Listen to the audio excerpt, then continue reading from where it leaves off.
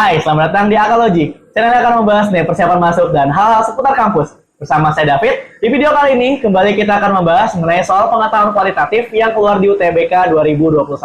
Video ini merupakan lanjutan dari series TPS UTBK tahun 2021. Buat sobat AK yang belum nonton video kita dari part 1 hingga part 3, bisa tolong dicek di sebelah sini ya. Dan buat sobat AK yang belum subscribe channel YouTube kita, silahkan subscribe serta nyalakan notifikasinya supaya tidak ketinggalan video terbaru yang akan kita upload setiap minggunya. Selamat menyaksikan. Oke, soal yang pertama. Diberikan GX sama dengan 2021 X dikurang 2 dan FOG-nya itu adalah ini, sobat AK.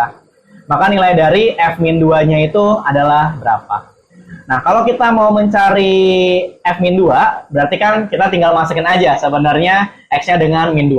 Nah, cuma yang kita ketahui di sini adalah FGX-nya. Gitu. Nah, berarti supaya kita tahu nilai dari min 2, maka sobat AK bisa perhatikan, sebenarnya kita tinggal bandingin aja GX-nya itu dengan min 2.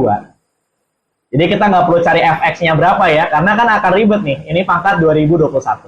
Berarti GX sama dengan min 2, artinya 2021X min 2 sama dengan min 2. Coret-coret artinya X-nya sama dengan 0. Berarti supaya GX-nya jadi min 2, X-nya itu harus sama dengan 0. Maka kalau yang di sini min 2, itu diakibatkan oleh X-nya yang sama dengan 0. Nah, teman-teman tinggal masukin aja ya. 4 dikali 0 pangkat 2021 dikurang 2021 dikali 0 ditambah 2021. Ini 0, ini 0, hasilnya adalah 2021. Jawabannya adalah yang E. Soal selanjutnya, nomor 2. Jika X1 dan X2 memenuhi persamaan kuadrat berikut dengan Fx sama dengan setengah X min 1, maka nilai dari X1 kali X2-nya itu berapa? Oke, sobat AK. Nah, langkah paling gampang ya sebenarnya, kita nggak perlu langsung masukin aja, nggak perlu langsung masukin ke sini. Tapi kita bisa memanfaatkan sifat penjumlahan akar.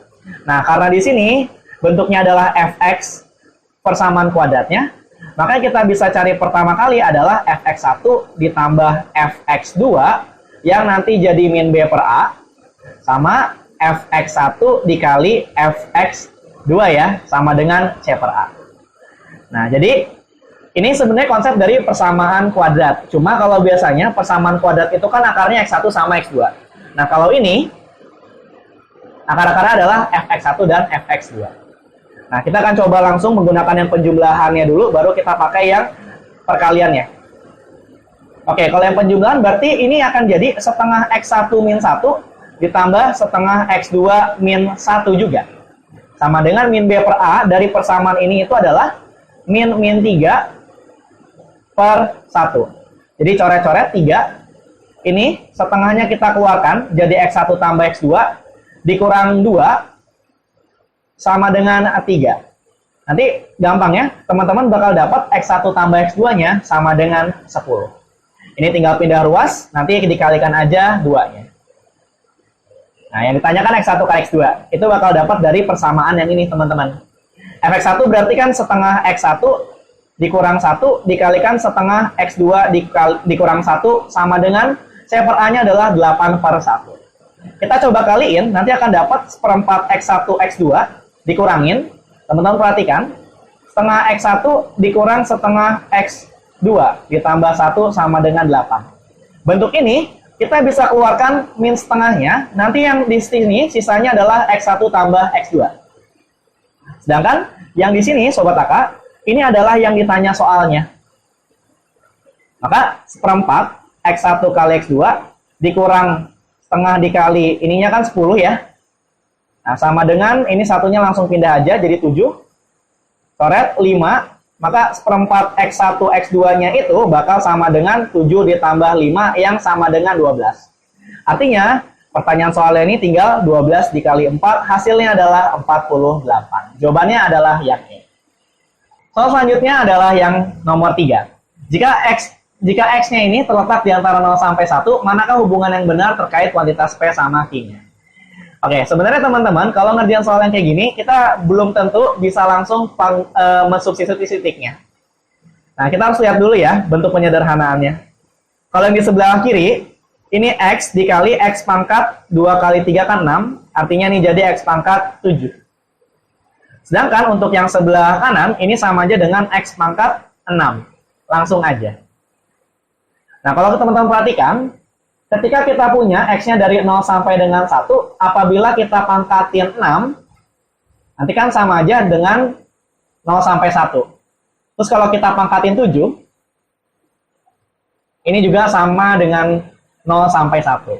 Nah, karena range-nya itu bernilai sama dari 0 sampai dengan 1, nah baru bentuk ini boleh kita langsung ambil X yang ada di interval 0 sampai 1. Tapi kalau misalkan dia nggak terletak di interval ini, belum tentu kita langsung ambil ya. Atau nggak boleh kita langsung ambil. Kalau di sini boleh, kita ambil aja X-nya sama dengan setengah. Nanti kalau kita masukin ke X pangkat 6, ini akan jadi setengah pangkat 6 alias 1/64. Sedangkan kalau X pangkat 7-nya, ini sama aja dengan setengah pangkat 7 alias 1/128. Sobat Taka bisa lihat, pembilangnya sama-sama 1, tapi penyebutnya itu lebih gede yang Q-nya. Lebih gede yang X pangkat 7. Berarti kalau seperti itu, X pangkat 6-nya ini bakal bernilai lebih besar dari X pangkat 7. Yang berarti yang menang itu adalah Q lebih dari P. Jawabannya adalah yang B. Oke, soal selanjutnya nomor 4. Kali ini bagian analisa kecukupan data. Diberikan perstrapesium siku-siku. Ya, siku-sikunya di sini. Nah, berapakah panjang dari CD? Pernyataan pertamanya itu adalah AD sama dengan 12. Teman-teman perhatikan, yang kita carikan CD. Nah, kita misalnya aja, ini adalah X. Nah, dengan menggunakan pernyataan pertama, kita dapat di sini adalah 12. Kira-kira udah cukup belum ya untuk menentukan berapa X-nya? Jawabannya tentu saja belum ya. Karena kalau mau menentukan panjang X seminimal-minimalnya, kita harus tahu panjang dari AC-nya dulu, supaya bisa menggunakan Pitagoras. Jadi di sini karena nggak dipunya, artinya pernyataan nomor 1 saja tidak cukup, Sobat Taka. Oke, berarti kita hapus dulu yang tadi ini. Kita akan gunakan pernyataan nomor 2. Pernyataan nomor 2, AB tambah CD sama dengan BC. Kira-kira cukup nggak ya untuk menentukan CD-nya? Jawabannya enggak. Kenapa? Karena nggak ada panjang sisinya, Sobat Taka. Gimana mau ngitung ya kan kalau nggak ada panjang sisinya? Artinya ini jelas tidak cukup karena nggak ada sisi yang diketahui. Nah, sekarang kita akan coba gabungkan dengan pernyataan yang pertama tadi. Pernyataan pertama tadi 12. Nah, yang kita bisa lakukan, sebenarnya tadi kita bisa tarik ini tegak lurus. Dan karena ini siku-siku, pasti garis CD dan AB-nya itu sejajar. Akibatnya, kalau di sininya X, di sini juga X, sisanya kita nggak tahu dia apa. Kita misalin aja sebagai Y. Maka dari sini, AB-nya itu kan X tambah Y. CD-nya itu adalah X. Maka BC-nya itu akan sama aja dengan 2X ditambah Y.